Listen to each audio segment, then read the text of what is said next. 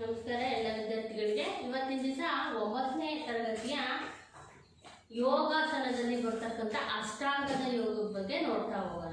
ನಿಮಗೆಲ್ಲ ಗೊತ್ತೇ ಇದೆ ಯೋಗದ ಉಪಯೋಗ ಏನಿರುತ್ತೆ, ಯೋಗದಿಂದ ನಮಗೆ ಯಾವ ಯಾವ ಪ್ರಯೋಜನಗಳು ಅನುಕೂಲಗಳು ಕಂಡು ಬರ್ತವೆ ಅನ್ನೋದನ್ನ ನೋಡಿದ್ವಿ. ಅದೇ ರೀತಿ ಅಷ್ಟ ಅಂತಂದರೆ 8 ಅಲ್ವಾ?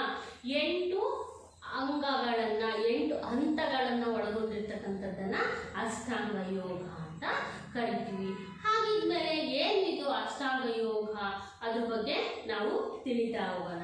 ಯಾವುದು ಅಷ್ಟಾಂಗ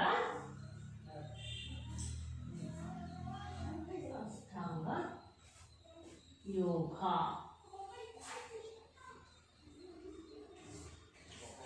ಅಷ್ಟಾಂಗ ಯೋಗ ಅಂತಕ್ಕಂಥದ್ದು ಯಾರಪ್ಪ, ಇದರಿಂದ ನಮ್ಗೆ ಏನು ಉಪಯೋಗ, ಯಾರು ಈ ಅಷ್ಟಾಂಗ ಯೋಗದ ಬಗ್ಗೆ ನಮಗೆ ತಿಳಿಸಿದಂಥವರು ಅನ್ನೋದು ನೋಡೋಣ. ನಾವು ಭಾರತೀಯರು ಯೋಗದಲ್ಲಿ ಬಹಳಷ್ಟು ಒಂದು ಪ್ರಾಮುಖ್ಯತೆಯನ್ನು ಕೊಟ್ಟು ಅದ್ರ ಬಗ್ಗೆ ತಿಳ್ಕೊಂಡಂಥವ್ರು. ಮೊಟ್ಟ ಮೊದಲು ಯೋಗ, ಪ್ರಾಣಾಯಾಮ, ಈ ಅಷ್ಟಾಂಗ ಯೋಗ ಇವೆಲ್ಲವೂ ನಮಗೆ ಮೊದಲಿಂದಲೇ ಭಾರತದಲ್ಲಿ ಹುಟ್ಟಿರ್ತಕ್ಕಂಥದ್ದು. ಹಾಗಾಗಿ ನಾವೆಲ್ಲರೂ ಯೋಗದ ಬಗ್ಗೆ ತಿಳಿಬೇಕಾದದ್ದು ಅತ್ಯವಶ್ಯಕ. ಭಾರತದಲ್ಲಿ ಮೂಲ ಸ್ಥಾನ ಯೋಗದ್ದು ಭಾರತನೇ ಅಲ್ವಾ? ಹಾಗಿದ್ಮೇಲೆ ನಾವು ಇದರ ಉಪಯೋಗವನ್ನು, ಇದರ ಲಾಭವನ್ನು ನಾವೆಲ್ಲರೂ ಪಡ್ಕೊಳ್ಬೇಕಾಗಿರ್ತಕ್ಕಂಥದ್ದು ಅವಶ್ಯಕ. ಏನಪ್ಪ ಈ ಅಷ್ಟಾಂಗ ಯೋಗ ಅಂತಂದರೆ, ಪುರಾತನ ಕಾಲದಿಂದಲೂ ಯೋಗಾಭ್ಯಾಸವನ್ನು ಭಾರತದಲ್ಲಿ ಜೀವನದ ಒಂದು ಭಾಗವನ್ನಾಗಿ ಪಾಲಿಸ್ತಾ ಬಂದಿತ್ತು. ಇಂದಿನ ಕಾಲದಲ್ಲಿ ನೀವು ನೋಡ್ತಾ ಇರ್ತೀರಾ, ಯೋಗವನ್ನು ತಮ್ಮ ಜೀವನದ ಅಂಗವನ್ನಾಗಿ ಅಳವಡಿಸ್ಕೊಂಡಿದ್ದು ಋಷಿ ಮುನಿಗಳಾಗಲಿ ಸಾಮಾನ್ಯ ಜನರಲ್ಲಿ ಎಲ್ಲರೂ ಯೋಗವನ್ನು ಕಲಿತಾ ಇದ್ರು. ಆದರೆ ಇತ್ತೀಚಿನ ದಿನಗಳಲ್ಲಿ ಇತ್ತೀಚಿನ ತಾಂತ್ರಿಕ ಮತ್ತು ಫಾಸ್ಟ್ ಲೈಫ್, ನೀವು ಯಾವಾಗಲೂ ಓಡ್ತಾ ಇರ್ತಕ್ಕಂಥ ಲೈಫಲ್ಲಿ ಯೋಗಕ್ಕೆ ಪ್ರಾಮುಖ್ಯತೆಯನ್ನು ನಾವು ಬಿಟ್ಬಿಟ್ಟು, ಹಾಗಾಗಿ ನಾವು ಅನೇಕ ರೋಗಗಳಿಗೆ ತುತ್ತಾಗ್ತಾ ಇದ್ದೀವಿ. ಹಾಗಾಗಿ ನಾವು ಸಕ್ರಿಯ ಜೀವನ ಶೈಲಿ ಮತ್ತು ದೈಹಿಕ ಚಟುವಟಿಕೆಯಲ್ಲಿ ಆಸಕ್ತಿ ಹೊಂದಿರುವವರು ಅತಿ ಸುಲಭವಾಗಿ ಯೋಗಾಭ್ಯಾಸವನ್ನು ಅಳವಡಿಸಿಕೊಳ್ಳಬಹುದು. ನಾವು ಜೀವನ ಶೈಲಿಯಲ್ಲಿ ಯೋಗಾಭ್ಯಾಸವನ್ನು ಅಳವಡಿಸ್ಕೊಂತ ಬಂದರೆ ನಾವು ಅನೇಕ ರೋಗಗಳಿಂದ ದೂರ ಇರೋದಕ್ಕೆ ಸಾಧ್ಯ ಆಗುತ್ತೆ ಅಲ್ವಾ? ನಮ್ಮ ಆರೋಗ್ಯ ವೃದ್ಧಿ ಆಗುತ್ತೆ, ನಾವು ಸದಾ ಚಟುವಟಿಕೆಯಿಂದ ಕೂಡಿರೋದಕ್ಕೆ ಸಾಧ್ಯ ಆಗುತ್ತೆ. ಹಾಗಾಗಿ ನಮ್ಮ ಜೀವನದಲ್ಲಿ ಯಾವಾಗಲೂ ಯೋಗವನ್ನು ಒಂದು ಅಂಗವನ್ನು, ಒಂದು ಪಾರ್ಟ್ ಆಫ್ ಅದನ್ನ ಇಟ್ಕೊಂಡಿರ್ಬೇಕು. ನಾವು ಊಟ ಮಾಡೋದು ಹೇಗೆ ನಮ್ಮ ಲೈಫಲ್ಲಿ ಬಂದು ಯಾವಾಗಲೂ ಪ್ರತಿದಿನ ಬರುತ್ತೋ, ಆ ಸಮಯಕ್ಕೆ ಬರುತ್ತೋ, ಹಂಗೆ ಇದನ್ನು ನಾವು ಸಮಯಕ್ಕೆ ಕರೆಕ್ಟಾಗಿ ಯೋಗಾಭ್ಯಾಸವನ್ನು ನಾವು ಅಳವಡಿಸ್ಕೊಂತ ಬಂದರೆ ನಮ್ಮ ದೈಹಿಕ ಚಟುವಟಿಕೆ ಬಹಳ ಆರೋಗ್ಯಯುತವಾಗಿ ಆಸಕ್ತಿಯುತವಾಗಿ ಬೆಳೆಯೋದಕ್ಕೆ ಸಾಧ್ಯ ಆಗುತ್ತೆ. ವೃದ್ಧಿಯಲ್ಲಿ ಯೋಗಾಭ್ಯಾಸದ ಪಾತ್ರ ಅಪಾರ. ಇತ್ತೀಚಿನ ದಿನಗಳಲ್ಲಿ ಯೋಗಾಸನ, ಪ್ರಾಣಾಯಾಮ ಮತ್ತು ಧ್ಯಾನಗಳನ್ನೊಳಗೊಂಡ ಅಷ್ಟಾಂಗ ಯೋಗಕ್ಕೆ ಅಪಾರ ಮನ್ನಣೆ ಇತ್ತೀಚಿನ ದಿನಗಳಲ್ಲಿ ಕಂಡುಬಂದಿದೆ. ಈಗ ಯಾಕೆ ಕಂಡುಬಂದಿದೆ ಅಂತಂದರೆ, ಈಗ ತುಂಬ ರೋಗಗಳಿಗೆ ನಾವು ತುತ್ತಾಗ್ತಾ ಇದ್ದೀವಿ. ಅನೇಕ ಬೊಜ್ಜು, BP, ಶುಗರು, ಹೃದಯಕ್ಕೆ ಸಂಬಂಧ ಕಾಯಿಲೆ, ಅನೇಕ ಹುಟ್ಟತಕ್ಕಂಥ ಮಕ್ಕಳಿಗೆ ಈ ಥರ ರೋಗಗಳು ತುತ್ತಾಗ್ತಾ ಇದ್ದೀವಿ. ಹಾಗಾಗಿ ಇವುಗಳಿಂದ ಎಷ್ಟು ಡಾಕ್ಟ್ರಿಗೆ, ಎಷ್ಟು ಹಾಸ್ಪಿಟ್ಲಿಗೆ ಖರ್ಚು ಮಾಡ್ತಾ ಹೋಗಬೇಕಾಗಿದೆ. ಇದರಿಂದ ನಾವು ದೂರ ಇರಬೇಕು ಹಾಸ್ಪಿಟ್ಲಿಂದ, ಡಾಕ್ಟ್ರಿಂದ ಅಂತಂದರೆ ನಾವು ಯೋಗಾಭ್ಯಾಸವನ್ನು ಅಭ್ಯಾಸ ಮಾಡಬೇಕು. ಅದಕ್ಕೋಸ್ಕರ ಈಗ ಹೆಚ್ಚು ಪ್ರಾಮುಖ್ಯತೆಯನ್ನು ಯೋಗನ ಕಂಡುಕೊಳ್ತಾ ಬರ್ತಾ ಇದೆ. ಬೇರೆ ದೇಶಗಳಲ್ಲಿಯೂ ಅಷ್ಟೇ, ನಮ್ಮ ದೇಶದಲ್ಲಿ ಬಂದಿರತಕ್ಕಂಥ ಯೋಗ ಜ್ಞಾನವನ್ನು ಬೇರೆ ದೇಶದವರು ಈಗ ಬಹಳಷ್ಟು ಅಳವಡಿಸ್ಕೊಳ್ತಾ ಇದ್ದಾರೆ. ಅವ್ರ ಜೀವನದಲ್ಲಿ ಪ್ರಾಮುಖ್ಯತೆಯನ್ನು ಕೊಡ್ತಾ ಇದ್ದಾರೆ ಯೋಗದ ಬಗ್ಗೆ. ಹಾಗಾಗಿ ನಾವು ಸಹ ನಮ್ಮ ಜೀವನದಲ್ಲಿ ಯೋಗವನ್ನು ಒಂದು ಪ್ರಾಮುಖ್ಯವಾದಂಥ ಪಾರ್ಟ್ ಆಫ್ ಆಗಿ ಇಟ್ಕೋಬೇಕು ನಮ್ಮ ಲೈಫಲ್ಲಿ ಅಂತಕ್ಕಂಥದ್ದು ಬಹಳ ಮುಖ್ಯವಾಗಿರ್ತಕ್ಕಂಥದ್ದು ಅಲ್ವಾ ಮಕ್ಕಳ? ಹಾಗಿದ್ಮೇಲೆ ನಾವು ಯೋಗಾಸನ ಅಥವಾ ಅಷ್ಟಾಂಗ ಯೋಗದ ಬಗ್ಗೆ ಅರ್ಥವನ್ನು ತಿಳ್ಕೊಂತ ಅದರ ಅವಶ್ಯಕತೆ ಏನಿದೆ ಅನ್ನೋದನ್ನು ತಿಳಿತಾ ಹೋಗೋಣ. ನೋಡಿ, ಮನಸ್ಸನ್ನು ಶಾಂತಗೊಳಿಸಿ ವರ್ತಮಾನದಲ್ಲಿ ದೇಹ ಮತ್ತು ಮನಸ್ಸುಗಳನ್ನು ಏಕಾಗ್ರತೆಗೊಳಿಸುವುದೇ ಯೋಗದ ಗುರಿ. ಯೋಗದ ಗುರಿ ಏನಪ್ಪ ಅಂದರೆ ಮನಸ್ಸನ್ನು ಶಾಂತವಾಗಿರಿಸಬೇಕು. ಮನಸ್ಸು ಮೈಂಡು ಎಲ್ಲ ಶಾಂತವಾಗಿತ್ತು ವರ್ತಮಾನ ಈಗ ಏನು ನಡೀತಾ ಇರುತ್ತೋ ಅಲ್ಲಿ ದೇಹ ಮನಸ್ಸು ಏಕಾಗ್ರತೆ ಇರುತ್ತೆ. ನಾನು ಏನು ಮಾಡ್ತಾ ಇದ್ದೀನೋ ಅಲ್ಲಿ ಮನಸ್ಸೂ ಇರಬೇಕು, ನಮ್ಮದು ದೇಹನೂ ಇರಬೇಕು.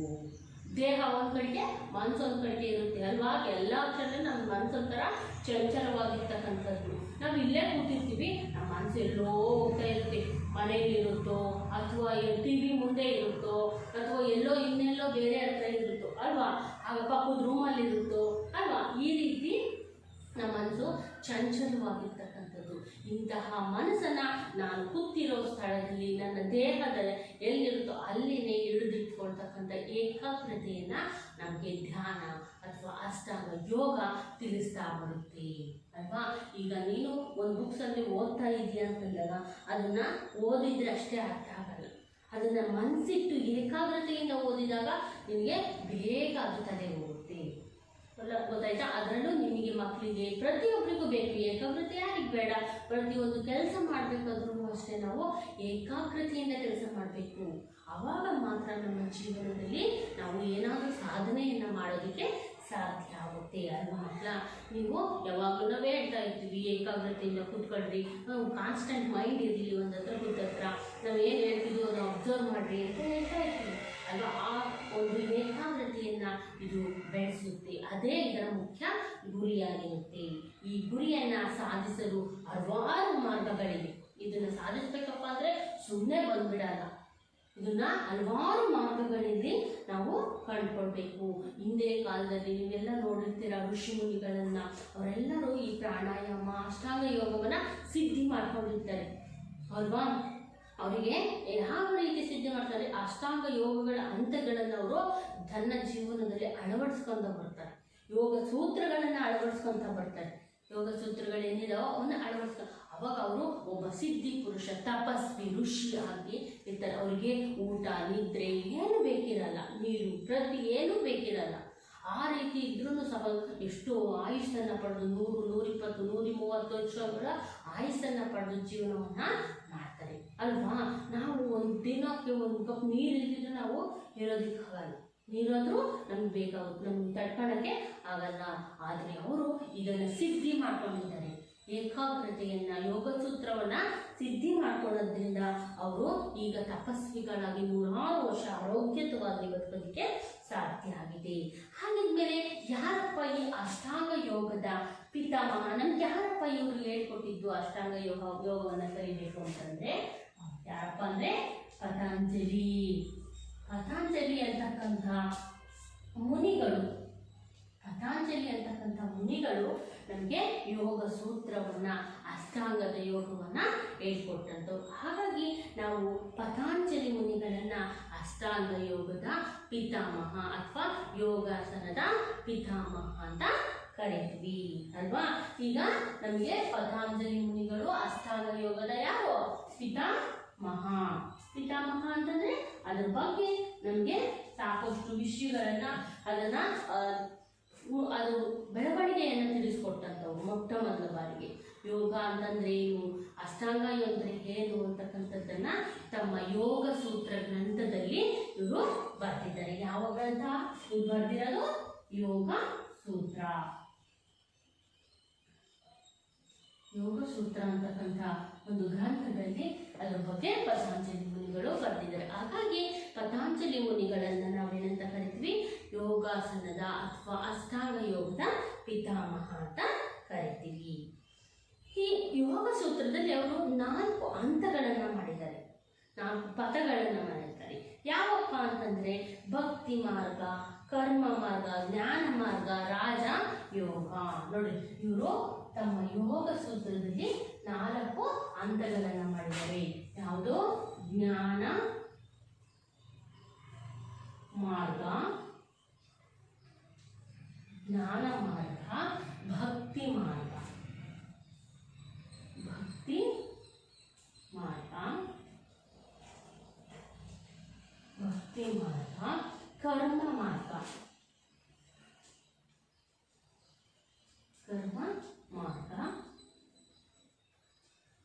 ಕರ್ಮ ಮಾರ್ಗ, ನೆಕ್ಸ್ಟು ರಾಜಯೋಗ. 4ನೇದು ರಾಜಯೋಗ. ನೋಡಿ, ಈ 4 ಮಾರ್ಗಗಳ ಮೂಲಕ ಅಷ್ಟಾಂಗ ಯೋಗವನ್ನು ಹೇಳ್ಕೊಟ್ಟಿದ್ದಾರೆ. ಜ್ಞಾನವನ್ನು ತಿಳ್ಕೋಬೇಕು, ಮತ್ತು ಭಕ್ತಿನ ನಾವು ಅಳವಡಿಸ್ಕೊಳ್ಬೇಕು. ನಮಗೆ ಕರ್ಮ ಕೆಲಸವನ್ನು ಮಾಡಬೇಕು. ನಾವು ಮಾಡ್ತಕ್ಕಂಥ ಕೆಲಸ ತಾನಾಗಿ ಸಿಗುತ್ತೆ. ಈ ನಾಲ್ಕನ್ನ ನಾವು ಜೀವನದಲ್ಲಿ ಅಳವಡಿಸ್ಕೊಂಡಾಗ ಇವನ್ನೆಲ್ಲವೂ ಅಷ್ಟೇನೆ ತಪಸ್ವಿಗಳು, ಋಷಿ ಮುನಿಗಳು, ಬೇಕಾದಷ್ಟು ಸಿದ್ಧಿ ಪುರುಷರು ಇವನ್ನ ಅಳವಡಿಸ್ಕೊಂಡಿದ್ದಾರೆ, ಇವನ್ನ ಸಾಧಿಸಿದ್ದರಿಂದ ಅವರು ಇವತ್ತು ಒಬ್ಬ ಉತ್ತಮವಾದ ಯೋಗಿಗಳಾಗಿದ್ದಾರೆ ಅಲ್ವಾ. ಜ್ಞಾನ ಮಾರ್ಗ, ಭಕ್ತಿ ಮಾರ್ಗ, ಕರ್ಮ ಮಾರ್ಗ ಮತ್ತು ರಾಜಯೋಗ ಅಂತಕ್ಕಂಥ 4 ಪಥಗಳನ್ನ ಒಳಗೊಂಡಿರ್ತಕ್ಕಂಥ ಯೋಗ ಸೂತ್ರ ಗ್ರಂಥವನ್ನ ಪತಂಜಲಿ ಮುನಿಗಳು ಬರೆದಿರ್ತಕ್ಕಂಥದ್ದು.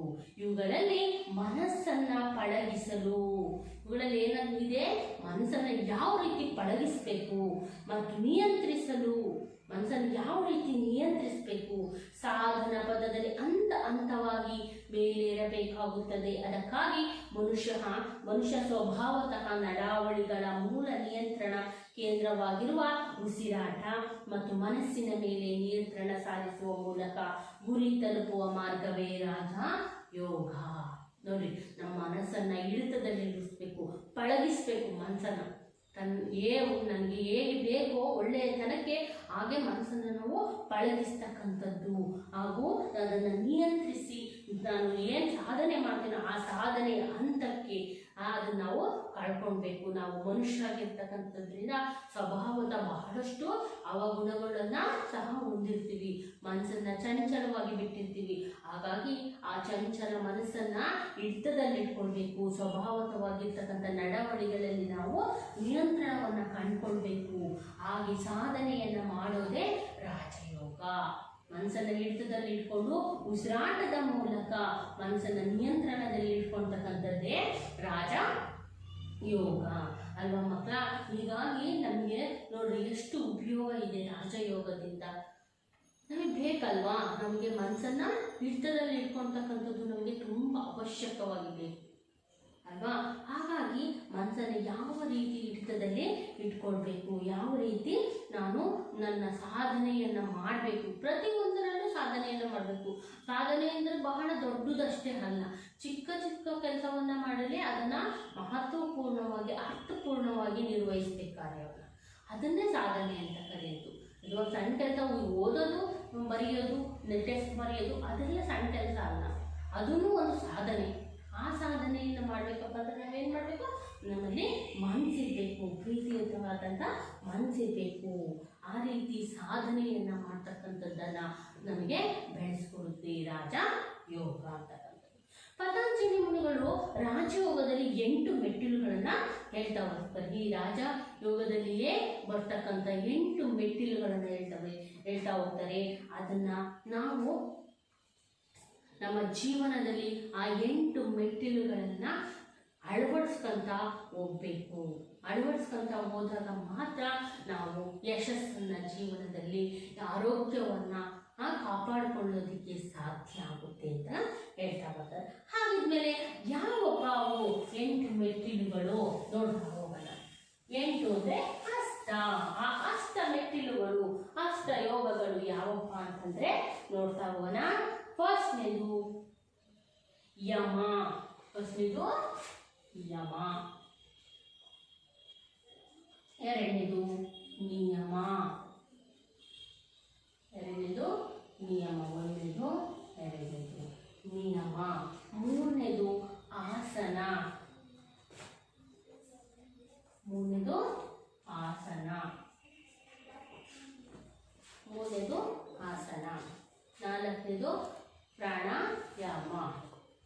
ನಾಲ್ಕನೇದು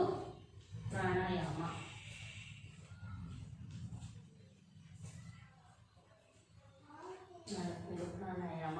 ಐದನೇದು ಪ್ರತ್ಯಾಹಾರ.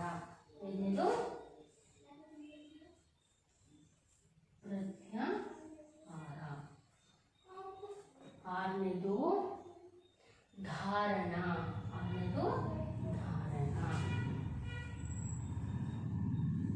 ಏಳನೇದು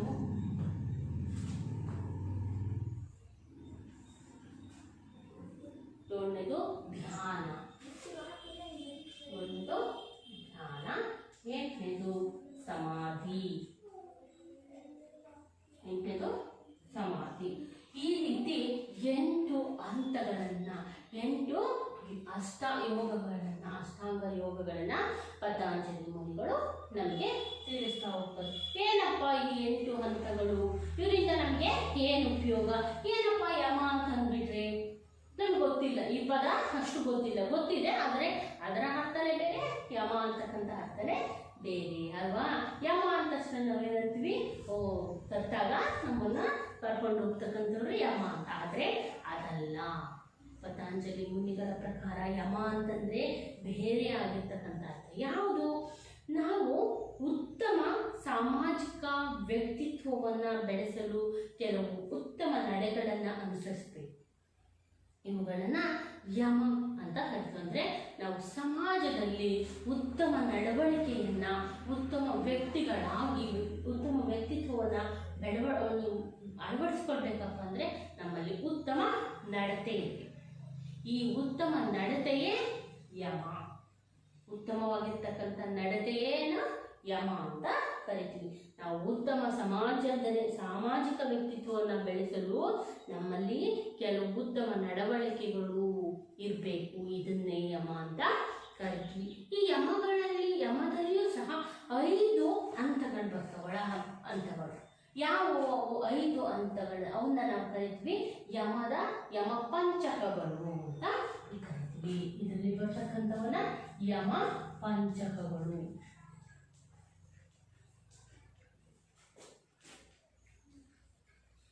ಯಮ ಪಂಚಕಗಳು ಅಂತ ಕರಿತೀವಿ. ಯಾವ ಇವು ಯಮ ಪಂಚಕಗಳು ಅದನ್ನ ನೋಡ್ತಾ ಹೋಗೋಣ.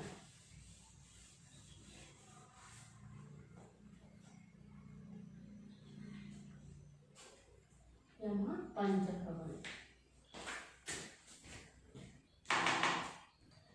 ಇಲ್ಲಿ ಯಮದಲ್ಲಿ ಯಮ ಪಂಚಕಗಳು ಅಂತ ಬರ್ತವೆ. ಯಾವಪ್ಪ ಅವು 5 ಯಮದಲ್ಲಿ ಬರ್ತಕ್ಕಂಥ ಅಂಗಗಳನ್ನ ಯಮ ಪಂಚಕಗಳು ಅಂತ ಕರಿತೀವಿ. ಒಂದನೇದರಲ್ಲಿ ಅಹಿಂಸೆ ಅಂತ. ಏನಪ್ಪ ಅಹಿಂಸೆ? ನಿಮ್ಗೆ ಗೊತ್ತು ಅಲ್ವಾ? ಹಿಂಸೆ ಅರ್ಥ ಆಗಿರ್ತಕ್ಕಂಥದ್ದು ಅಹಿಂಸೆ ಅಂತ ನಾವು ಇರಬೇಕು. ಹಿಂಸೆಯನ್ನ ಮಾಡಬಾರ್ದು. ಯಾವುದೇ ಒಬ್ಬ ವ್ಯಕ್ತಿಗೆ, ಪ್ರಾಣಿಗೆ, ಪಶು ಪಕ್ಷಿಗೆ ಯಾವುದಕ್ಕೂ ಹಿಂಸೆಯನ್ನ ಕೊಡಬಾರ್ದು. ಯಾರಿಗೂ ನೋವನ್ನ ಉಂಟು ಮಾಡಬಾರ್ದು. ಅದನ್ನ ಅಹಿಂಸೆ ಅಂತ ಕರಿತೀವಿ ಅಲ್ವಾ. ಬಸವಣ್ಣನೊಂದು ವಚನನೇ ಇದೆ. ಯಾವುದು? ದಯವೇ ಇಲ್ಲದ ಧರ್ಮವಾಗುದಯ್ಯ, ದಯವೇ ಬೇಕು ಸಕಲ ಪ್ರಾಣಿಗಳಲ್ಲಿ ಅಂತಲ್ವಾ. ದಯ ಇರಬೇಕು, ನಾವು ಹಿಂಸೆಯನ್ನು ಕೊಡಬಾರ್ದು. ಸಕಲ ಪ್ರಾಣಿಗಳಲ್ಲಿ ದಯವನ್ನು ತೋರಿಸ್ಬೇಕು. ಓಕೆ, ಯಾವುದೇ ಪ್ರಾಣಿ ಪಕ್ಷಿಗಳಿಗೆ, ಜೀವಿಗಳಿಗೆ ಯಾವುದಕ್ಕೂ ಹಿಂಸೆಯನ್ನು ಕೊಡಬಾರ್ದು. ಆ ರೀತಿ ಯಾರಿಗೂ ಯಾವ ರೀತಿಯ ನೋವು ಉಂಟು ಮಾಡದಿರುವುದನ್ನು ನಾವು ಅಹಿಂಸೆ ಅಂತ ಕರಿತೀವಿ. ಯಾರಿಗೂ ಯಾವ ರೀತಿಯ ಹಿಂಸೆಯನ್ನ ಉಂಟು ಮಾಡದೇ ಇರ್ತಕ್ಕಂಥದ್ದನ್ನ ನಾವೇನಂತ ಕರಿತೀವಿ? ಅಹಿಂಸೆ ಅಂತ. ಹಾಗಿದ್ದರೆ ಯಮದಲ್ಲಿ ಬರ್ತಕ್ಕಂಥ ಅಹಿಂಸೆ ನಮಗೆ ಬಹಳ ಮುಖ್ಯವಾಗಿ ಬರಬೇಕು ಅಲ್ವಾ. ನಾವು ಜೀವನದಲ್ಲಿ ಅಹಿಂಸೆಯಿಂದ ಇರಬೇಕು ಅಲ್ವಾ. ಆಗ ಮಾತ್ರ ನಾವು ಉತ್ತಮ ವ್ಯಕ್ತಿತ್ವವನ್ನ ರೂಪಿಸ್ಕೊಳ್ಳೋದಕ್ಕೆ ಸಾಧ್ಯ ಆಗುತ್ತೆ. ಅದೇ ರೀತಿ ಎರಡನೇದು ಸತ್ಯ. ಯಮ ಪಂಚಕದ ಇನ್ನೊಂದು ಸತ್ಯ ಹೌದಲ್ವಾ. ಬೇಕಾ ನಮಗೆ ಸತ್ಯ ಅಂದ್ರೆ ಏನು ಹೇಳ್ತೀರಾ? ಸತ್ಯ ಅಂತಂದ್ರೆ ಏನು ಅಂದ್ರೆ ಯಾರಿಗೆ ಗೊತ್ತು? ಸತ್ಯ ಅಂತಂದ್ರೆ ಏನು? ಸತ್ಯ ಹೇಳೋದಷ್ಟೇ, ನಿಜ ಹೇಳೋದು, ಸುಳ್ಳು ಹೇಳ್ದಂಗಿರೋದು ಅಲ್ವಾ. ಅದನ್ನ ಸತ್ಯ. ಸಹಜವಾದ ವಸ್ತುಸ್ಥಿತಿಯನ್ನ ಅಥವಾ ವಿಷಯವನ್ನ ಪ್ರಸ್ತುತಪಡಿಸುವುದನ್ನ ನಾವೇನಂತ ಕರಿತೀವಿ? ಸತ್ಯ ಅಂತ ಕರಿತೀವಿ. ಸಹಜವಾಗಿ ಏನಿರುತ್ತೋ ವಸ್ತು ಸ್ಥಿತಿ ಅದನ್ನ ಇದ್ದದ್ದನ್ನ ಇದ್ದ ಹಾಗೆ ಹೇಳ್ತಕ್ಕಂಥದ್ದನ್ನ, ವಸ್ತು ಸ್ಥಿತಿ ಹೇಗಿದೆಯೋ ಅದನ್ನ ಅಥವಾ ಯಾವುದೇ ಒಂದು ವಿಷಯವನ್ನ ಪ್ರಸ್ತುತಪಡಿಸ್ತಕ್ಕಂಥದ್ದನ್ನ ಹೇಗಿದೆಯೋ ಹಾಗೆಯೇ ಪ್ರಸ್ತುತಪಡಿಸ್ತಕ್ಕಂಥದ್ದನ್ನ ನಾವೇನಂತ ಕರಿತೀವಿ? ಸತ್ಯ ಅಂತ ಕರಿತೀವಿ. ಹಾಗಿದ್ದರೆ ಸತ್ಯ ನಮಗೆ ಬಹಳ ಮುಖ್ಯವಾಗಿ ನಮ್ಮ ಜೀವನದಲ್ಲಿ ಬೇಕಾಗುತ್ತೆ. ಯಾಕೆ ಬೇಕಪ್ಪ ಸತ್ಯ? ನಾವು ಸುಳ್ಳು ಹೇಳ್ಕೊಂಡಿರ್ಬೋದಾ? ಇಲ್ಲ, ಅದು ನಮ್ಮ ಮೌಲ್ಯಕ್ಕೆ ವಿರುದ್ಧವಾಗಿರ್ತಕ್ಕಂಥದ್ದು. ನಾವು ಸತ್ಯ ನಡೆ ನುಡಿಗಳನ್ನು ಕಲಿತಿರ್ಬೇಕು, ಸತ್ಯವಂತರಾಗಬೇಕು. ಆವಾಗ ಮಾತ್ರ ಒಳ್ಳೆಯ ಮನಸ್ಥಿತಿಯನ್ನ, ಒಳ್ಳೆಯ ಬಾಂಧವ್ಯವನ್ನು ಬೇರೆಯವ್ರ ಜೊತೆಗೆ. ನಾವು ಸುಳ್ಳು ಹೇಳೋದು, ಯಾವಾಗಲೂ ಸುಳ್ಳು ಹೇಳ್ತಿದ್ರೆ ನಮ್ಮನ್ನ ಬೇಗ ದೂರ ಮಾಡಿಬಿಡ್ತಾರೆ. ಅಲ್ಲ, ಅವ್ನು ಬಿಡ, ಯಾವಾಗಲೂ ಸುಳ್ಳು ಹೇಳ್ತಾನೆ, ಅವ್ನು ನಿಜಾನೇ ಹೇಳಲ್ಲ, ನಂಗೆ ಸುಳ್ಳು ಹೇಳ್ಬೇಕಂದ್ರೆ ಆಗಲ್ಲ ಅಂತ ಹೇಳ್ತೀವಿ ಅಲ್ವಾ. ಅಂದರೆ ಸುಳ್ಳು ಅಂತಕ್ಕಂಥದ್ದು ಇನ್ನೊಂದು ಮಾಡ್ದಂಗೆ, ಇನ್ನೊಬ್ಬರ ಭಾವನೆಗಳನ್ನು ಘಾಸಿಗೊಳಿಸ್ದಂಗೆ ಸುಳ್ಳು ಅಂತಕ್ಕಂಥದ್ದು. ಆದರೆ ಸತ್ಯ ಅಂತಕ್ಕಂಥದ್ದು ಒಂದು ಸ್ಫಟಿಕದ ಸಲಾಕೆ ಇದ್ದಂಗೆ, ಸ್ಫಟಿಕ ಇದ್ದಂಗೆ ಯಾವಾಗಲೂ ಹೊಳಿತಾ ಇರುತ್ತೆ ಅಲ್ವಾ. ಆ ರೀತಿ ಸತ್ಯ ಅಂತಕ್ಕಂಥದ್ದು ನಮ್ಮ ಜೀವನದಲ್ಲಿ ಬಹಳ ಮುಖ್ಯವಾಗಿ ಬೇಕಾಗಿರ್ತಕ್ಕಂಥದ್ದು ಅಲ್ವಾ. ಆಗಿದ್ಮೇಲೆ ನಾವು ಸತ್ಯವಂತರಾಗಿರ್ಬೇಕಲ್ವಾ. ಹಾಗಾಗಿ ನಮಗೆ ಹೇಳ್ತಾರೆ ಯಮದಲ್ಲಿ ಪತಂಜಲಿ ಮುನಿಗಳು, ಅಹಿಂಸೆ ಸತ್ಯ ನಮ್ಮ ಜೀವನದಲ್ಲಿ ಬಹಳ ಮುಖ್ಯ. ಅದೇ ರೀತಿ ಮೂರನೇದು ಅಸ್ಥೇಯ. ಮೂರನೇದು ಅಸ್ಥೇಯ. ಏನಪ್ಪ ಅಸ್ಥೇಯ ಅಂತಂದ್ರೆ ನೋಡಿ, ಈ ಪದ ಬಹಳ ಒಂಥರ ಗೊತ್ತಿಲ್ಲ ನಿಮಗೆ, ಒಂದು ವಿಶೇಷವಾಗಿರ್ತಕ್ಕಂಥ ಹೊಸ ಪದ ಅಸ್ಥೇಯ ಅಂತಕ್ಕಂಥದ್ದು. ಅಂದ್ರೆ ಇದು ಸಂಸ್ಕೃತಕ್ಕೆ ಸಂಬಂಧಪಟ್ಟಂತ ಪದ. ಏನಪ್ಪ ಅಸ್ಥೇಯ ಅಂದ್ರೆ ಕಳ್ಳತನ ಮಾಡದಿರುವುದೇ ಅಸ್ಥೇಯ. ಕಳ್ಳತನ ಮಾಡ್ದಾಗಿರೋದೇ ಅಸ್ಥೇಯ. ನಮ್ಮದಲ್ಲದ ವಸ್ತು ಅಥವಾ ವಿಷಯವನ್ನ ಬಯಸದೆ ಪಡೆಯದೇ ಇರುವುದೇ. ನಮ್ದಲ್ಲದೆ ಇರ್ತಕ್ಕಂಥದ್ದಕ್ಕೆ ನಾವು ಆಸೆ ಪಟ್ಟು ಕದೀತಕ್ಕಂಥದ್ದನ್ನ ನಾವು ಕಳ್ಳತನ ಅಂತ ಕರಿತೀವಲ್ವಾ. ಆ ರೀತಿಯ ಕಳ್ಳತನ ಮಾಡ್ತಕ್ಕಂಥದ್ದನ್ನ ಅಸ್ಥೇಯ ಅಂತ ಕರಿತೀವಿ. ಅದನ್ನ ನಾವು ಬಿಡಬೇಕು. ಅಸ್ಥೆ ಕಳ್ಳತನ ಮಾಡದೇ ಇರ್ತಕ್ಕಂಥದ್ದನ್ನು ಕಲಿಬೇಕು, ಅದನ್ನ ಅಸ್ಥೇಯ ಅಂತ. ನಾವು ಇನ್ನೊಬ್ಬರ ವಸ್ತುಗಳಿಗೆ, ಇನ್ನೊಬ್ಬರ ಇರ್ತಕ್ಕಂಥ ಆಸ್ತಿ, ಐಶ್ವರ್ಯ ಯಾವುದೇ ಆಗಲಿ ಅದನ್ನು ನಾವು ಏನು ಮಾಡಬಾರ್ದು, ಕಲಿಬಾರ್ದು, ಬಯಸಬಾರ್ದು. ಬಯಸಿದ್ರೂ ಸಹ ಅದು ತಪ್ಪಾಗುತ್ತೆ. ಇನ್ನೊಬ್ಬರ ವಸ್ತುಗಳ, ವ್ಯಕ್ತಿಗಳನ್ನು ಬಯಸಿದ್ರೂ ಸಹ ಅದು ಕಳ್ಳತನಕ್ಕೆ ಹೋಗ್ತಕ್ಕಂಥದ್ದು. ಅದನ್ನು ನಾವು ನಮ್ಮ ಜೀವನದಲ್ಲಿ ಬಿಡಬೇಕು. ಅಸ್ಥೇಯವನ್ನು ಅಳವಡಿಸ್ಕೊಳ್ಬೇಕು. ಕಳ್ಳತನ ಮಾಡದೇ ಇರ್ತಕ್ಕಂಥದ್ದನ್ನು ಅಳವಡಿಸ್ಕೊಳ್ಬೇಕು ಅಂತ ನಮಗೆ ಯೋಗ ಸೂತ್ರದಲ್ಲಿ ಪತಂಜಲಿ ಮುನಿಗಳು ಹೇಳ್ತಾ ಹೋಗ್ತಾರೆ. ಅದು ಯಮದಲ್ಲಿ ಬರ್ತಕ್ಕಂಥ ಪಂಚಕಗಳಲ್ಲಿ. ಇನ್ನೊಂದು ನಾಲ್ಕನೇದು ಬ್ರಹ್ಮಚರ್ಯ. ನಾಲ್ಕನೇದು ಬ್ರಹ್ಮಚರ್ಯ. ಏನಪ್ಪ ಇದು ಬ್ರಹ್ಮಚರ್ಯ? ನಮಗೇನು ಸಂಬಂಧ ಬ್ರಹ್ಮಚರ್ಯ ಅಂತಂದ್ರೆ ಅಲ್ವಾ? ಏನು ಬ್ರಹ್ಮಚರ್ಯ ಅಂದ್ರೆ ನಾವೆಲ್ಲ ಅಂದ್ಕೊಂಡ್ಬಿಡ್ತೀವಿ, ಮದುವೆ ಆಗ್ದಂಗೆ ಇರತಕ್ಕಂಥದ್ದು, ಸನ್ಯಾಸಿ ಆಗ್ತಕ್ಕಂಥದ್ದೇ ಬ್ರಹ್ಮಚರ್ಯ ಅಂತ. ಅಲ್ಲ. ಏನು ಬ್ರಹ್ಮಚರ್ಯ ಅಂದ್ರೆ ದೈಹಿಕ, ಮಾನಸಿಕ ಇಂದ್ರಿಯಗಳನ್ನು ನಿಗ್ರಹಿಸ್ಕೊಳ್ತಕ್ಕಂಥದ್ದು. ನಮ್ಮಲ್ಲಿರ್ತಕ್ಕಂತಹ ಇಂದ್ರಿಯಗಳನ್ನು ನಿಗ್ರಹಿಸಿಕೊಳ್ತಕ್ಕಂಥದ್ದು, ಜ್ಞಾನೇಂದ್ರಿಯಗಳನ್ನು, ಪಂಚೇಂದ್ರಿಯಗಳನ್ನು ನಿಗ್ರಹಿಸ್ಕೊಳ್ತಕ್ಕಂಥದ್ದು. ಏನು ಪಂಚೇಂದ್ರಿಯಗಳು? ನಮಗೆ 5 ಪಂಚೇಂದ್ರಿಯಗಳಿದಾವಲ್ವಾ? ಚರ್ಮ, ನಾಲಿಗೆ, ಕಣ್ಣು, ಕಿವಿ, ಇವೆಲ್ಲವನ್ನ ನಿಗ್ರಹಿಸ್ಕೊಳ್ತಕ್ಕಂಥದ್ದು, ಹಿಡಿತದಲ್ಲಿ ಇಟ್ಕೊಳ್ತಕ್ಕಂಥದ್ದನ್ನು ನಾವೇನಂತೀವಿ? ಅದನ್ನ ಬ್ರಹ್ಮಚರ್ಯ ಅಂತ ಕರಿತೀವಿ.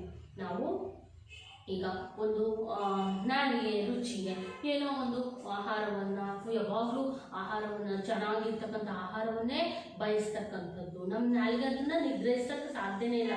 ಈಗ ನಾವು ಅದು ತಿನ್ನೋದಿದ್ರೆ ನಮ್ಗೆ ಆರೋಗ್ಯಕ್ಕೆ ಹಾನಿ ಆಗುತ್ತೆ, ಅದರಿಂದ ನಾವು ದೂರ ಇರಬೇಕು ಅಂತ ಹೇಳಿರ್ತಾರೆ. ಆದರೂ ಸಹ ನಾವು ಅದನ್ನು ನಿಗ್ರಹಿಸ್ಕೊಳ್ಳೋದಕ್ಕೆ ಆಗಲ್ಲ. ನಮ್ಮ ನಾಲಿಗೆ ಅದು ತಿನ್ನಲೇಬೇಕು ಅಂತ ಈ ನಿಗ್ರಹವನ್ನು ಅಳವಡಿಸ್ಕೊಳ್ಬೇಕು ನಾವು. ಅದು ಮುಟ್ಬಾರ್ದು ಅಂದರೆ ಅದನ್ನು ತಿನ್ನಬಾರ್ದು. ಅದು ಬೇಡ ಅಂದರೆ ಅದನ್ನು ಅಲ್ಲಿ ಆ ಮನಸ್ಥಿತಿಯನ್ನು ನಿಗ್ರಹಿಸಿಕೊಳ್ತಕ್ಕಂಥ ಶಕ್ತಿಯನ್ನು ನಾವು ಅಳವಡಿಸ್ಕೊಳ್ಬೇಕು. ನೆಕ್ಸ್ಟು ಅಪರಿಗ್ರಹ. 5ನೇದು ಅಪರಿಗ್ರಹ. ಏನಪ್ಪ ಇದು ಅಪರಿಗ್ರಹ?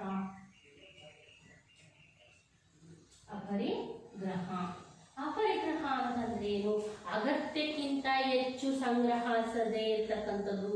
ವಸ್ತುಗಳನ್ನು, ಸಂಪತ್ತನ್ನು, ಹಣ, ಆಸ್ತಿಗಳನ್ನು ನಾವು ನಮ್ಮ ಅಗತ್ಯಕ್ಕಿಂತ ಹೆಚ್ಚು ಸಂಗ್ರಹ ಮಾಡಿಕೊಳ್ಬಾರ್ದು, ಸ್ವೀಕರಿಸಬಾರ್ದು. ಯಾರೇ ಕೊಟ್ಟರೂ ಸಹ ನಾವು ಅದನ್ನ ಸ್ವೀಕರಿಸ್ತಾ ಇರೋದನ್ನು ನಾವೇನಂತ ಕರಿತೀವಿ? ಅಪರಿಗ್ರಹ ಅಂತ ಕರಿತೀವಿ. ಅಗತ್ಯಕ್ಕಿಂತ ಹೆಚ್ಚು ನಾವು ಆಸೆ ಪಡಬಾರ್ದು. ನಮಗೆ ಎಷ್ಟು ಅವಶ್ಯಕತೆ ಇದೆಯೋ ಜೀವನ ಮಾಡೋದಕ್ಕೆ ಅಷ್ಟನ್ನು ನಾವು ದುಡಿಬೇಕು, ಅದರ ಕರ್ಮ ಫಲವನ್ನು ಅನುಭವಿಸ್ಬೇಕೆ ಹೊರತಾಗಿ ಅದಕ್ಕಿಂತ ಹೆಚ್ಚು ನನಗೆ ಅದು ಬೇಕು, ಇದು ಬೇಕು, ನನಗೆ ಮಕ್ಕಳಿಗೆ ಬೇಕು, ಮೊಮ್ಮಕ್ಕಳಿಗೆ ಬೇಕು ಅಂತ ನಾವು ಹೆಚ್ಚು ಸಂಗ್ರಹಿಸಿ ಇಟ್ಕೊಳ್ಬಾರ್ದು. ಗೊತ್ತಾಯ್ತಾ? ಈ ರೀತಿ ಪಂಚಕಗಳನ್ನು ನಮ್ಮ ಜೀವನದಲ್ಲಿ ನಾವು ಅಳವಡಿಸ್ಕೊಂತ ಹೋದಾಗ ಮಾತ್ರ ನಾವು ಯೋಗ, ಅಷ್ಟಾಂಗ ಯೋಗವನ್ನು ಕಲಿತಾ ಇದ್ದೀವಿ, ಅಷ್ಟಾಂಗ ಯೋಗಕ್ಕೆ ಒಳಪಟ್ಟಿದ್ದೀವಿ ಅನ್ನೋದು ನಮಗೆ ಅರ್ಥ ಆಗುತ್ತೆ ಅಲ್ವಾ ಮಕ್ಕಳ? ಈಗ ನಮಗೆ ಯಮದಲ್ಲಿ ಬರ್ತಕ್ಕಂಥ, ಯಮ ಅಂತಂದ್ರೆ ಏನಪ್ಪ? ಉತ್ತಮವಾಗಿರ್ತಕ್ಕಂಥ ನಡವಳಿಕೆ. ಉತ್ತಮವಾಗಿರೋ ನಡವಳಿಕೆ ಅಂದರೆ ಇವು ಈ 5 ಪಂಚಕಗಳು ಬರ್ತವಲ್ವಾ. ಈ ಪಂಚಕಗಳೇ ಉತ್ತಮವಾಗಿರ್ತಕ್ಕಂಥ ನಡವಳಿಕೆ. ನಾವು ಅಹಿಂಸೆಯಿಂದ ಇರಬೇಕು, ಯಾರಿಗೂ ನೋವನ್ನು ಮಾಡಬಾರ್ದು, ಸತ್ಯವಂತರಾಗಿರ್ಬೇಕು, ಸತ್ಯವನ್ನು ಹೇಳ್ಬೇಕು, ಅಸ್ಥೇಯ ಯಾವುದೇ ಒಂದು ವಸ್ತುವನ್ನು ಕದೀತಕ್ಕಂಥದ್ದು, ಆಸೆ ಪಡ್ತಕ್ಕಂಥದ್ದನ್ನು ಬಿಟ್ಬಿಡಬೇಕು, ಬ್ರಹ್ಮಚರ್ಯ ನಮ್ಮ ದೇಹ ಅಂತ ಇಂದ್ರಿಯಗಳನ್ನು ನಿಗ್ರಹಿಸ್ತಕ್ಕಂಥ ಶಕ್ತಿ ನಮ್ಮಲ್ಲಿ ಬರಬೇಕು.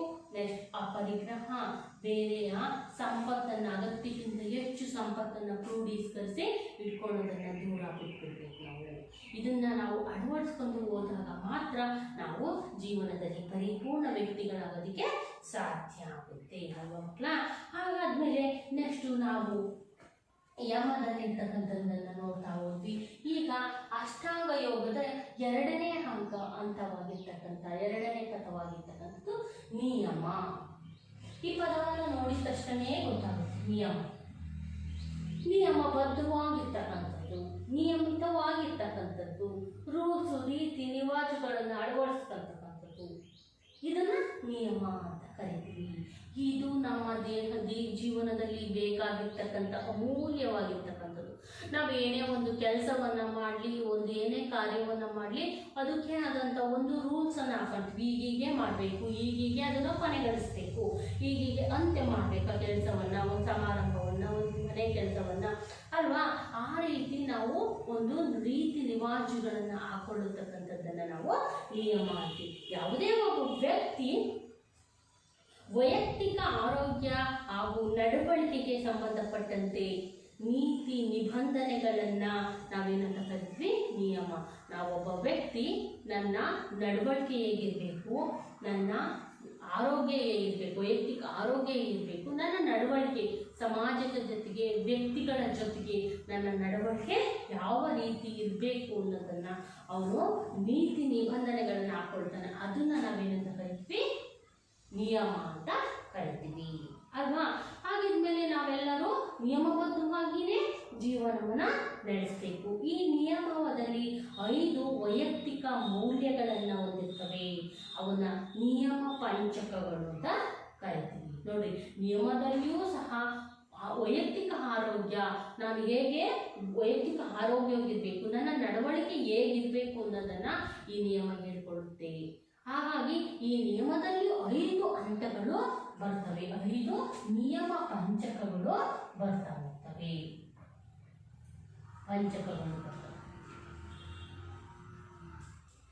ಯಾವಪ್ಪ ಅವು ನಿಯಮದಲ್ಲಿ ಬರ್ತಕ್ಕಂಥ 5 ಪಂಚಕಗಳು ನೋಡ್ತಾ ಹೋಗೋಣ. 1 ಶೌಚ. ಅಂದಿರು ಶೌಚ. ಶೌಚ ಅಂತಂದ್ರೆ ಏನು ಅಂತ ನೋಡೋಣ.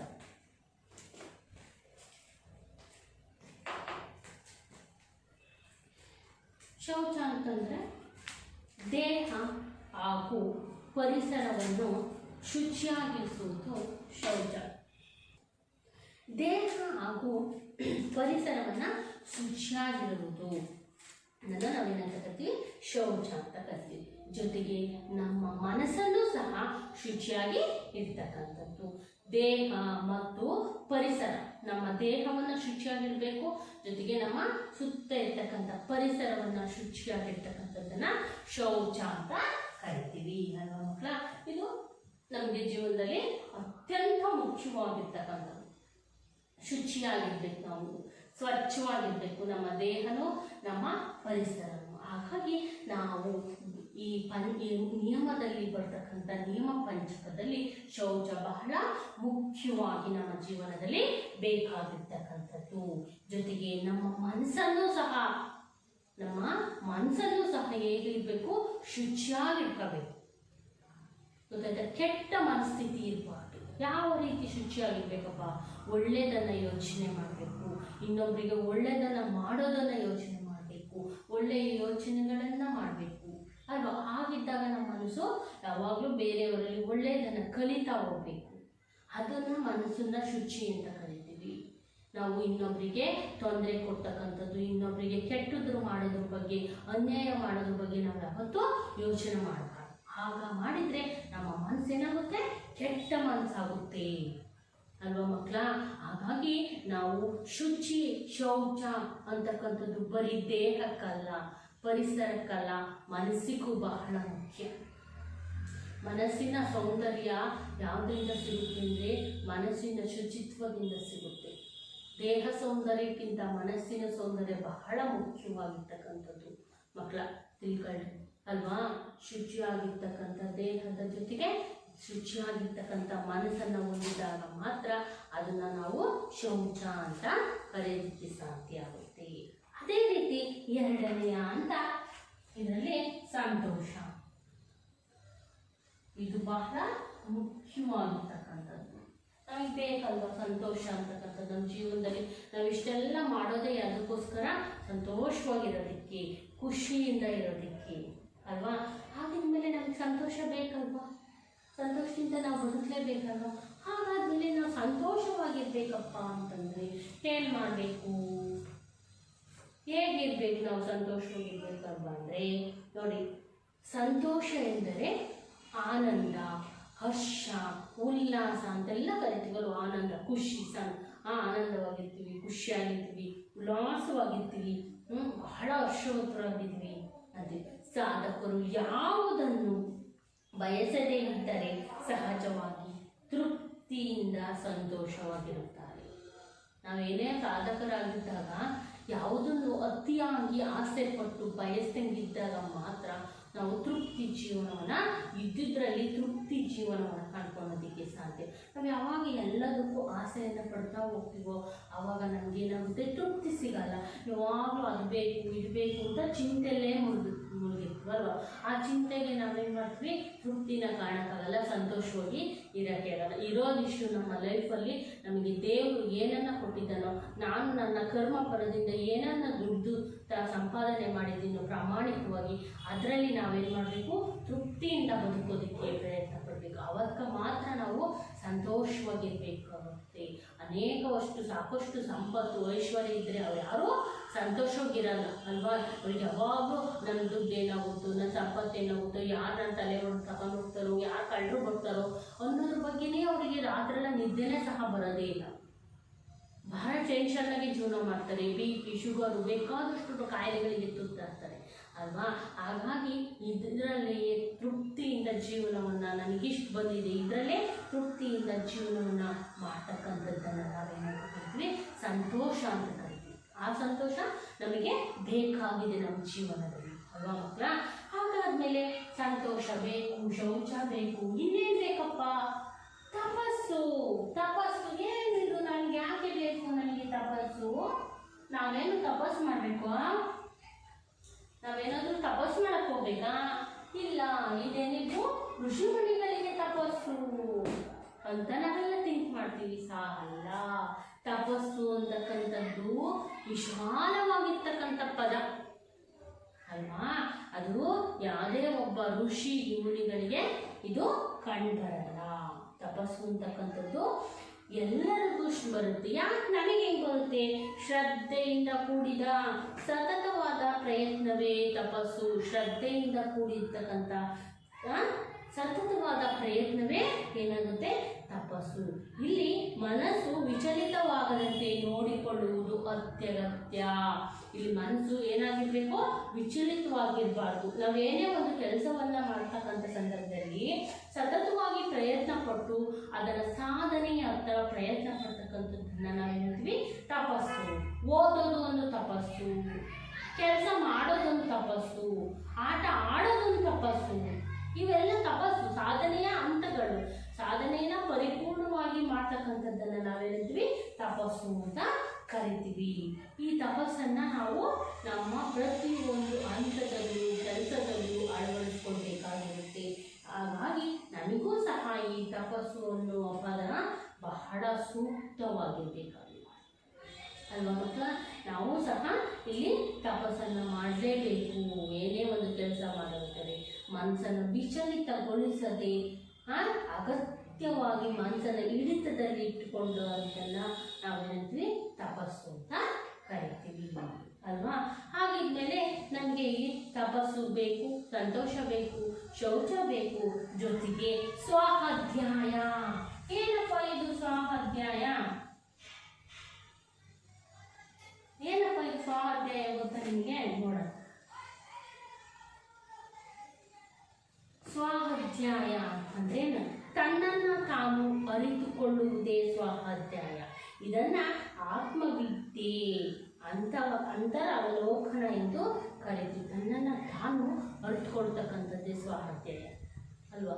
ನನ್ನನ್ನು ಫಸ್ಟ್ ನಾನು ಅರ್ತ್ಕೋಬೇಕು. ನಾನು ಯಾವ ಥರ ವ್ಯಕ್ತಿತ್ವವನ್ನು ಹೊಂದಿದ್ದೀನಿ, ನನ್ನಲ್ಲಿ ಗುಣಗಳು ಎಷ್ಟಿದ್ದಾವೆ, ನನ್ನಲ್ಲಿರ್ತಕ್ಕಂಥ ಅವಗುಣಗಳು ಏನು ಅನ್ನೋದನ್ನು ನಾವು ಯಾವತ್ತೂ ಯೋಚನೆ ಮಾಡಲ್ಲ. ನಾವು ಬೇಗ ಏನು ಮಾಡ್ಬಿಡ್ತೀವಿ, ಬೇರೆಯವರ ಅವಗುಣಗಳನ್ನು ಕೈಯಲ್ಲಿ ಬೆರಳು ತೋರಿಸಿ ಬಿಡ್ತೀವಿ ಅಲ್ವಾ?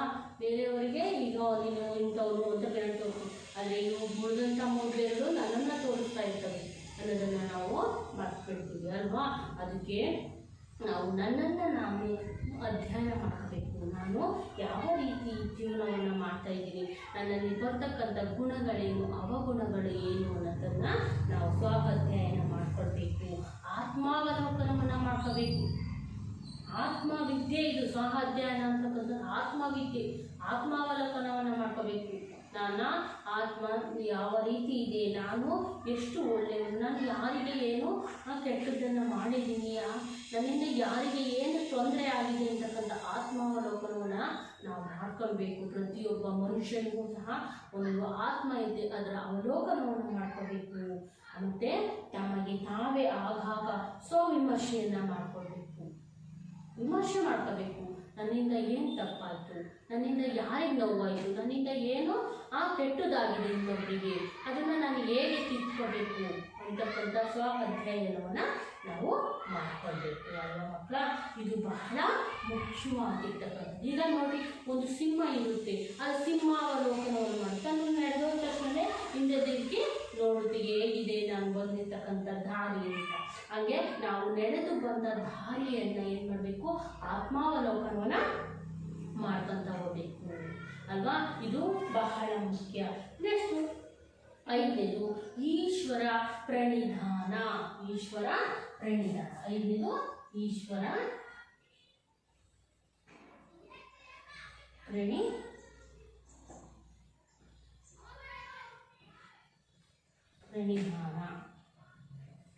ಈಶ್ವರ ಪ್ರಣಿಧಾನ ಏನಪ್ಪ? ಈಶ್ವರ ಅಂತಂದರೆ ನಾವೆಲ್ಲರೂ ದೇವರು ಅಲ್ವಾ? ದೇವರಿಗೆ ತನ್ನನ್ನು ತಾನು ಸಮರ್ಪಿಸಿಕೊಳ್ತಕ್ಕಂಥದ್ದು ಅಲ್ವಾ? ತನ್ನನ್ನು ತಾನು ಸಮರ್ಪಿಸಿಕೊಳ್ಳುವುದೇ ಈಶ್ವರ ಪ್ರಣಿಧಾನ. ಯಾವುದಾದರೂ ಒಂದು ತತ್ವದಲ್ಲಿ ಅಥವಾ ವಿಷಯದಲ್ಲಿ, ವ್ಯಕ್ತಿಯಲ್ಲಿ, ಶಕ್ತಿಯಲ್ಲಿ ಸಂಪೂರ್ಣ ವಿಶ್ವಾಸವಿಡುವುದೇ ಆಗಿದೆ ಈಶ್ವರ ಪ್ರಣಿಧಾನ. ಅಂದರೆ ನಾನು ಮಾಡ್ತಕ್ಕಂಥ ಕೆಲಸ, ನಾನು ಯಾವುದೇ ಒಬ್ಬ ವ್ಯಕ್ತಿಯ ಮೇಲೆ ಇಟ್ಟಂಥ ವಿಶ್ವಾಸ, ತನ್ನನ್ನು ತಾನು ಅರ್ಪಿಸಿಕೊಳ್ತಕ್ಕಂಥದ್ದು. ನಾನು ಮಾಡ್ತಕ್ಕಂಥ ಕೆಲಸದಲ್ಲಿ ತನ್ನನ್ನು ತಾನು ಅರ್ಪಿಸಿ ಪರಿಪೂರ್ಣವಾದಂಥ ಕೆಲಸವನ್ನು ಮಾಡ್ತಕ್ಕಂಥದ್ದನ್ನು ನಾವೇನಂತ ಕರಿತೀವಿ? ಈಶ್ವರ ಪ್ರಣಿಧಾನ ಅಂತ ಕರಿತೀವಲ್ವಾ? ನಾವು ಏನೇ ಒಂದು ಮನಸ್ಸಿಟ್ಟು ಕೆಲಸವನ್ನು ಮಾಡಿದಾಗ ಅದು ಪರಿಪೂರ್ಣತೆಯನ್ನು ಕಂಡುಕೊಳ್ಳುತ್ತೆ. ಆ ಪರಿಪೂರ್ಣತೆಯನ್ನು ನಾವು ಯಾರಿಗೆ ಅರ್ಪಿಸಬೇಕು? ದೇವರ ಮೇಲೆ ನಂಬಿಕೆ ಇಟ್ಟು ದೇವರಿಗೆ ಅರ್ಪಿಸಿದಾಗ ಮಾತ್ರ ಅದು ಪರಿಪೂರ್ಣ ಕೆಲಸವಾಗುತ್ತೆ ಅಲ್ವಾ ಮಕ್ಕಳ? ಹಾಗಿದ್ಮೇಲೆ ಅಷ್ಟಾಂಗ ಯೋಗದಲ್ಲಿ ಬರ್ತಕ್ಕಂಥ ನಾವು ಯಮ ನಿಯಮದ ಬಗ್ಗೆ ನೋಡ್ತಾ ಹೋದ್ರಿ. ಅಲ್ಲಿ ಯಮ ಪಂಚಕದಲ್ಲಿ ಬರ್ತಕ್ಕಂಥ ಅಹಿಂಸೆ, ಸತ್ಯ, ಅಸ್ಥೇಯ, ಬ್ರಹ್ಮಚಾರ್ಯ, ಅಪರಿಗ್ರಹದ ಬಗ್ಗೆ ನೋಡ್ತಾ ಹೋದ್ವಿ. ನಿಯಮದಲ್ಲಿ ಬರ್ತಕ್ಕಂಥ ಶೌಚ, ಸಂತೋಷ, ಸ್ವಾಧ್ಯಾಯ ಹಾಗೂ ಈಶ್ವರ ಪ್ರಣಿಧಾನದ ಬಗ್ಗೆನೂ ನಾವು ತಿಳ್ಕೊತಾ ಹೋದ್ವಿ. ಇವೆಲ್ಲವೂ ನಮ್ಮ ಜೀವನದಲ್ಲಿ ಬಹಳ ಮುಖ್ಯವಾಗಿ ನಮ್ಮನ್ನು ನಾವು ಅಳವಡಿಸ್ಕೊಳ್ತಕ್ಕಂಥ ವಿಷಯಗಳು. ಅಂದರೆ ನಮ್ಮ ಜೀವನದಲ್ಲಿಯೇ ಜೊತೆಗೆ ಬರ್ತಕ್ಕಂಥವು ಅಂಗಗಳು ಅಲ್ವಾ? ಈಗಾದ್ಮೇಲೆ ನಾವು ಯಮ ನಿಯಮದ ಆದಮೇಲೆ ಇನ್ನೊಂದು ನೋಡ್ತಾ ಹೋಗ್ತೀವಿ. ಅಷ್ಟಾಂಗದ ಇನ್ನೊಂದು ಅಂಗದ ಬಗ್ಗೆ ನೋಡ್ತಾ ಹೋಗ್ತೀವಿ. 3ನೇ ಅಂಗ, 3ನೇ ಪದ ಯಾವುದಪ್ಪ? 3ನೇದು ಅಂದರೆ ಆಸನ. ಒಂದು ಆಸನ ಅಂತಕ್ಕಂಥದ್ದನ್ನು ನೀವು ಕೇಳಿದ್ದೀರಿ. ಆಸನಗಳನ್ನು ಮಾಡ್ತಕ್ಕಂಥದ್ದು ಏನಪ್ಪ ಇದು ಆಸನಗಳು ಅಂತಂದರೆ, ರಾಜಯೋಗದ 3ನೇ ಮೆಟ್ಟಿಲು ಆಸನ. ರಾಜಯೋಗದ 3ನೇ ಮೆಟ್ಟಿಲಾಗಿರ್ತಕ್ಕಂಥದ್ದು ಆಸನ. ಶರೀರದ ನಿಲುವುಗಳನ್ನು ಆಸನ ಎನ್ನುವರು. ಶರೀರದ ನಿಶ್ಚಲವಾದ ಸುಖಕರವಾಗಿ ದೀರ್ಘಕಾಲ ಒಂದೇ ಭಂಗಿಯಲ್ಲಿ ಇರುವಂತೆ ಮಾಡಲು ಆಸನಗಳ ಅಭ್ಯಾಸ ಅತ್ಯಗತ್ಯ. ಇದರ ಬಗ್ಗೆ ಪ್ರತ್ಯೇಕವಾಗಿ ನಾವು ಯೋಗಾಸನದಲ್ಲಿ ತಿಳಿದ. ಆಸನ ಅಂದರೆ ಶರೀರವನ್ನು ದಣಿಸ್ತಕ್ಕಂಥದ್ದು, ಶರೀರವನ್ನು ಸೌಂದರ್ಯಯುತವಾಗಿ ದೀರ್ಘಕಾಲ ಸುಖಕರವಾಗಿ ಶರೀರವನ್ನು ಹೊಂದತಕ್ಕಂಥದ್ದನ್ನು ಆಸನಗಳು ಅಂತ ಕರಿತೀವಲ್ಲ. ನಮ್ಮ ಕೈ, ಕಾಲು, ತಲೆ ಎಲ್ಲ, ದೇಹ, ಸೊಂಟ ಎಲ್ಲಗಳಿಗೂ ಒಂದೊಂದು ಆಸನಗಳಿರ್ತದಲ್ವ. ಆ ಆಸನಗಳನ್ನು ಮಾಡೋದ್ರಿಂದ ನಮ್ಮ ದೇಹ ಉತ್ತಮವಾದಂಥ ನಿಲುವನ್ನು ಕಂಡುಕೊಳ್ಳೋದಕ್ಕೆ ಸಾಧ್ಯ ಆಗುತ್ತೆ. ಈ ರೀತಿ ಉತ್ತಮ ನಿಲುವನ್ನು ಮಾಡ್ತಕ್ಕಂಥದ್ದನ್ನು ಆಸನ ಅಂತ ಕರಿತೀವಿ. ಹಾಗಾಗಿ ಅಷ್ಟಾಂಗ ಯೋಗದಲ್ಲಿ ಜೀವನದ ಕ್ರಮದ ಜೊತೆಗೆ ಯೋಗನೂ ಬಹಳ ಮುಖ್ಯವಾಗಿ ಬೇಕಾಗಿರ್ತಕ್ಕಂಥದ್ದು. ಆಸನ ಬಹಳ ಮುಖ್ಯವಾಗಿ ಬೇಕಾಗಿರ್ತಕ್ಕಂಥದ್ದು. ನೆಕ್ಸ್ಟು 4ನೇದು ಪ್ರಾಣಾಯಾಮ. ಪ್ರಾಣಾಯಾಮ ಅಂತಕ್ಕಂಥದ್ದು ಸಹ ನಮ್ಮ ಜೀವನದಲ್ಲಿ ಬಹಳ ಮುಖ್ಯವಾಗಿರುವಂಥದ್ದು. ನಾನು ರಾಜಯೋಗ ಹೇಳ್ಬೇಕಾದ್ರೆ ಹೇಳ್ತಾ ಇದ್ದೆ, ಏನಪ್ಪ ರಾಜಯೋಗದಲ್ಲಿ ಮನಸ್ಸನ್ನು ನಿಗ್ರಹಿಸ್ತಕ್ಕಂಥದ್ದು, ಉಸಿರಾಟದ ಮೂಲಕ ಮನಸ್ಸನ್ನು ನಿಗ್ರಹಿಸ್ತಕ್ಕಂಥದ್ದನ್ನು ನಾವು ರಾಜಯೋಗದಲ್ಲಿ ನೋಡ್ತೀವಿ. ಪ್ರಾಣಾಯಾಮ, ಈ ಪ್ರಾಣಾಯಾಮನೇ ಪ್ರಾಣವಾಯುವಾಗಿರ್ತಕ್ಕಂಥದ್ದನ್ನ, ಪ್ರಾಣವಾಯುವನ್ನು ಚೈತನ್ಯಗೊಳಿಸ್ತಕ್ಕಂಥದ್ದು. ಅಥವಾ ಪ್ರಾಣ ಎಂದರೆ ಜೀವ, ಉಸಿರು, ಚೈತನ್ಯ. ಈ ಆಯಾಮ ಎಂದರೆ ನಿಗ್ರಹಿಸಿ, ಪ್ರಾಣವಾಯುವನ್ನು ನಿಗ್ರಹಿಸ್ತಕ್ಕಂಥದ್ದನ್ನು ಪ್ರಾಣಾಯಾಮ ಅಂತ ಕರಿತೀವಿ. ಹಾಗಾದ್ಮೇಲೆ ದೇಹ ಹಾಗೂ ಮನಸ್ಸಿನ ನಡುವಿನ ಕೊಂಡಿಯನ್ನು ಉಸಿರಾಟ ಅಲ್ವಾ. ದೇಹ ಮನಸ್ಸಿನ ನಡುವಿನ ಕೊಂಡಿಯೇ ಉಸಿರಾಟವನ್ನು ಕ್ರಮಬದ್ಧಗೊಳಿಸ್ತಕ್ಕಂಥ ಈ ಹಂತದಲ್ಲಿ ಅನೇಕ ಉಸಿರಾಟದ ಅಭ್ಯಾಸಗಳನ್ನು ನಡೆಸಬಹುದು. ಇದನ್ನು ನಾವೇನಂತೀವಿ ಪ್ರಾಣಾಯಾಮ. ಪ್ರಾಣವಾಯುವನ್ನು ನಾವು ನಿಗ್ರಹಿಸ್ತಕ್ಕಂಥದ್ದು.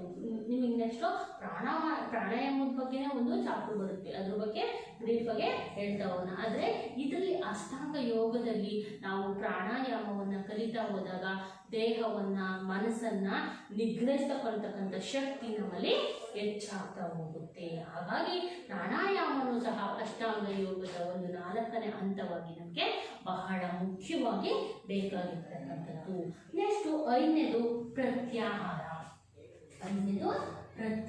ಏನಪ್ಪ ಇದು ಪ್ರತ್ಯಾಹಾರ? ನಾವು ಕೇಳಿದ ಪದ, ಹೊಸ ಪದ ಅಲ್ವಾ. ಪ್ರತ್ಯಾಹಾರ ಅಂತಕ್ಕಂಥದ್ದು ಏನು?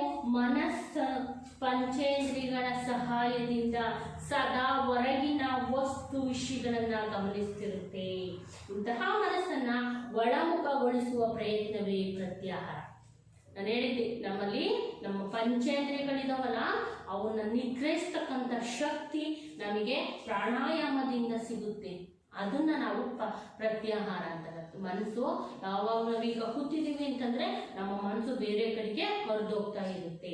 ಅಂತಹ ಒಳಮುಖ ಮನಸ್ಸನ್ನ ಒಳಮುಖಗೊಳಿಸ್ತಕ್ಕಂಥ, ನನ್ನಲ್ಲೇ ಇಟ್ಕೊಳ್ತಕ್ಕಂಥದ್ದನ್ನ ನಾವೇನಂತ ಕರಿತೀವಿ? ಪ್ರತ್ಯಾಹಾರ ಅಂತ ಕರಿತೀವಿ. ಸದಾ ಹೊರಗಡೆ ಅರಿತಾ ಇರ್ತಕ್ಕಂಥ ಮನಸ್ಸನ್ನ ತನ್ನ ದೇಹದಲ್ಲಿಯೇ ಇಟ್ಕೊಳ್ತಕ್ಕಂಥದ್ದನ್ನ ನಾವೇನಂತ ಕರಿತೀವಿ?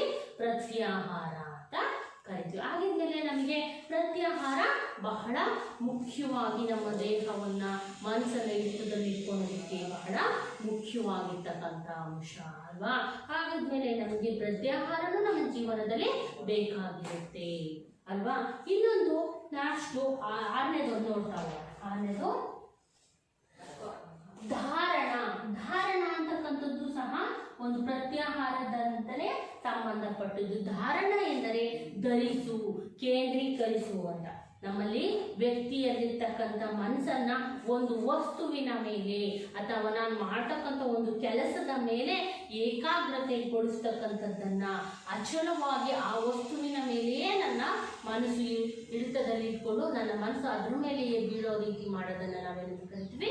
ಧಾರಣ ಅಂತ ಕರಿತೀವಿ. ನಾವೇನೇ ಒಂದು ಕೆಲಸ ಮಾಡಿದರೆ ಅದನ್ನು ಮನಸ್ಸಿಟ್ಟು ಮಾಡಬೇಕು. ಮನಸ್ಸಿಟ್ಟು ಮಾಡಬೇಕಪ್ಪ ಅಂದರೆ ನಮಗೆ ಏನಿರಬೇಕು? ಏಕಾಗ್ರತೆ ಇರಬೇಕು. ಆ ಏಕಾಗ್ರತೆಯನ್ನು ನಮಗೆ ಅಳವಡಿಸಿಕೊಡ್ತಕ್ಕಂಥದ್ದು ಪ್ರಾಣಾಯಾಮ. ಪ್ರತ್ಯಾಹಾರ, ಧಾರಣೆ ಇವೆಲ್ಲವೂ ಒಂದಕ್ಕೊಂದು ಸಂಬಂಧಪಟ್ಟಂತಹ ಅಂಶಗಳು ಅಲ್ವಾ ಮಕ್ಕಳ? ಇಷ್ಟನ್ನು ನಾವು ಈ ಕ್ಲಾಸಲ್ಲಿ ನೋಡ್ತಾ ಹೋದ್ವಿ. ಉಳಿದಂತಹ ವಿಷಯವನ್ನು ಮುಂದಿನ ಇನ್ನೂ ಅಷ್ಟಾಂಗದಲ್ಲಿ ಬೇಕಾದಷ್ಟು ಹಂತಗಳು ಬರ್ತವೆ, ಅವನ್ನ ಮುಂದಿನ ತರಗತಿಯಲ್ಲಿ ನೋಡ್ತಾ ಹೋಗೋಣ. ಆಯ್ತಾ? ಓಕೆ, ಧನ್ಯವಾದಗಳು.